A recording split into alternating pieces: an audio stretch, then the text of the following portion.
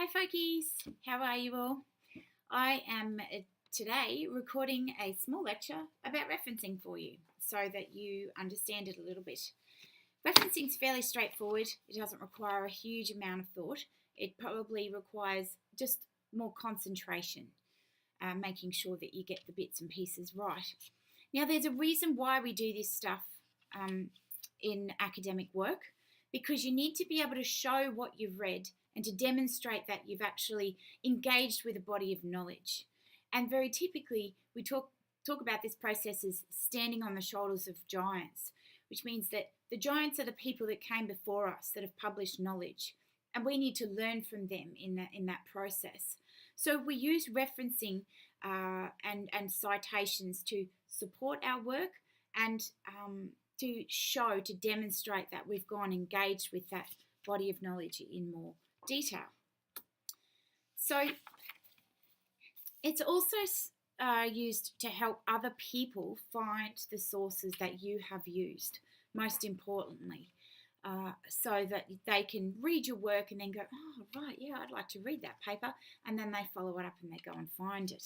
And of course, most importantly, as a group of students, the main reason why we use referencing and citation in any sort of written work is to avoid plagiarism, because it's a breach of the Student Code of Conduct here at UTAS and other codes of conduct with police organisations or with state service organisations, where you can get into a lot of trouble and be, get the sack or whatever because of breaching the Code of Conduct.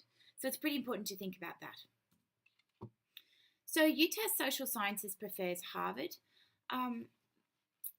A lot of the time it's a good idea to check with your lecturer in the first instance, or your unit coordinator, to see whether or not that's the style that they want you to use.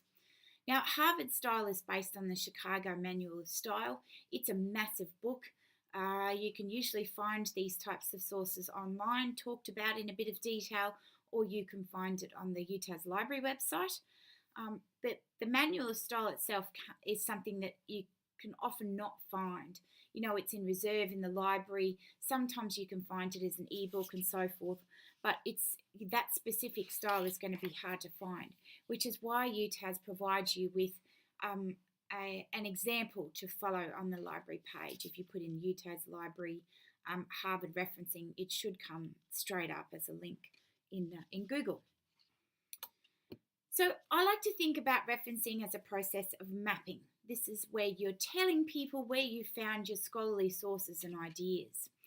You need to be able to show your lecturer and your other readers where you've found your sources, and so that they can go and find the same articles and items that you've used in your assessment. Referencing, as I've already noted, also helps to avoid plagiarism. Plagiarism is where you're using someone else's work or ideas, whether it's words or images, and they're not telling people where you've found them.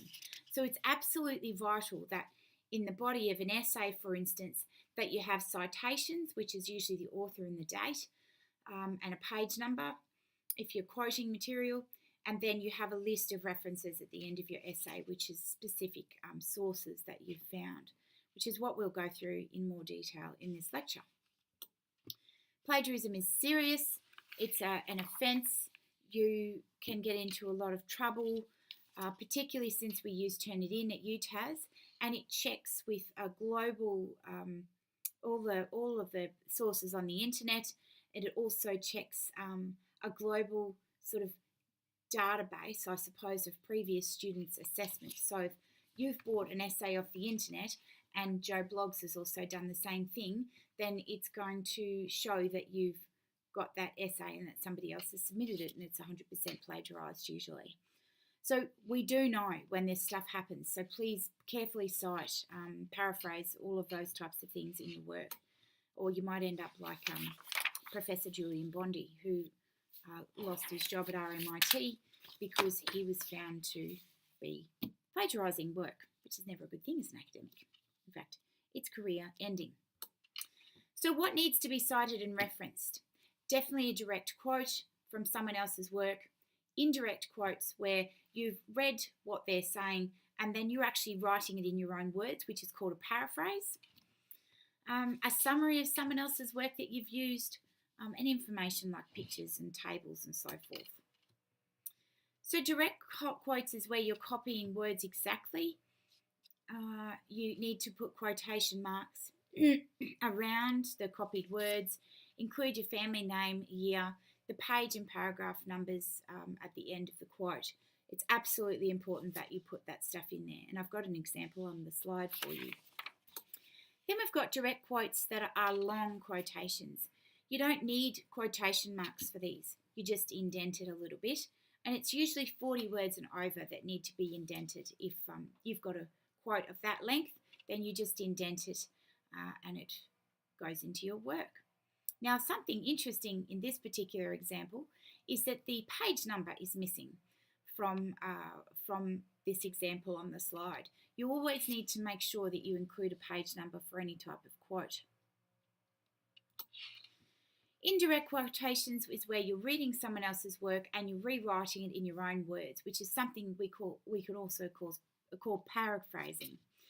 You use synonyms and new phrases to restructure what is essentially the same meaning, write the ideas in different sentence structures, change around the order of the ideas, and you may use really highly technical words and substitute it with more simple language.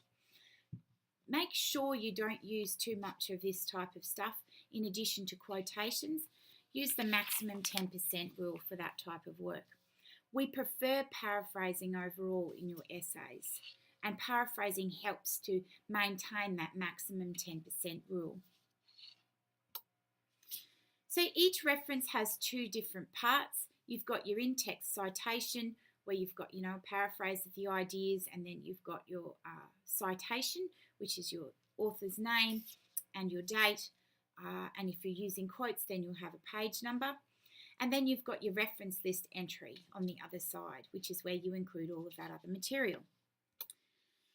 Providing a reference in your reference list entry is kind of like putting together a puzzle. And it really helps to think about it. You need all the right pieces, so your author, your title, your page numbers, location, the year it's been published, publisher, all of that stuff. And you need those pieces in the right order. So what I've done is I've given you a whole bunch of examples. In-text citations require less information. So you've got the author, the year published, and the page numbers if you're quoting, for instance. Don't necessarily need page numbers if you're paraphrasing. But it's a good idea just to cover your backside if you do that.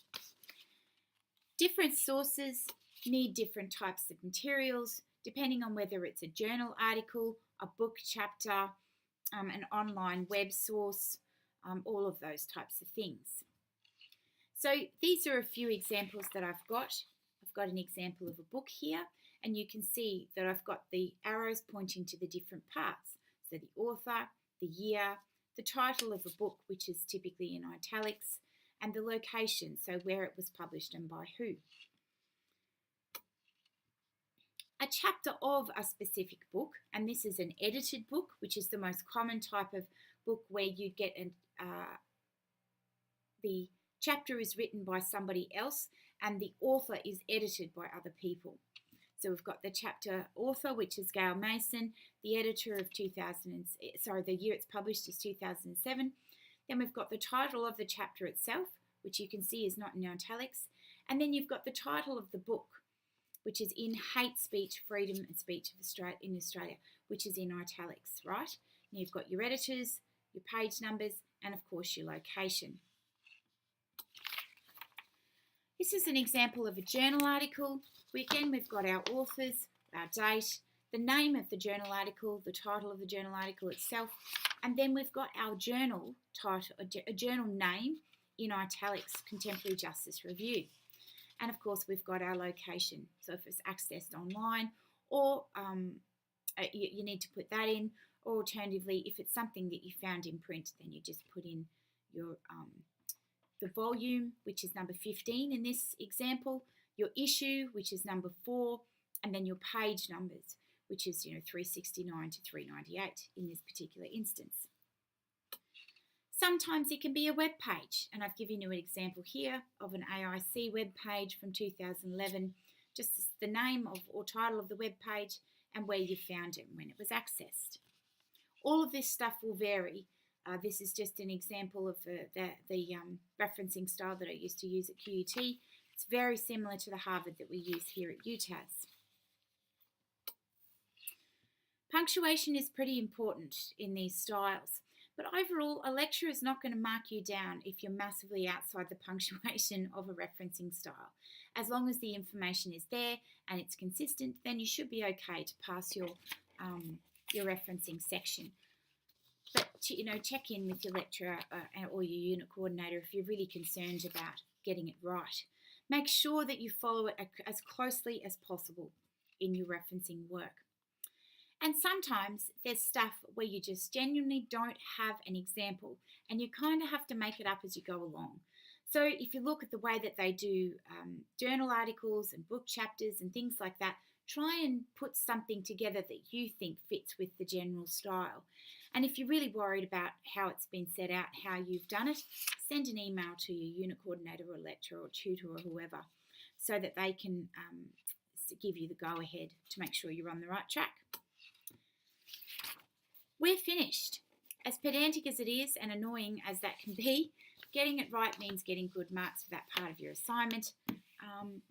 It's a really no-brainer work. So put on some music, make it a bit of fun for yourself so it's not too taxing. These are some of my favourites that I listen to when I do referencing, and it always makes it go quicker.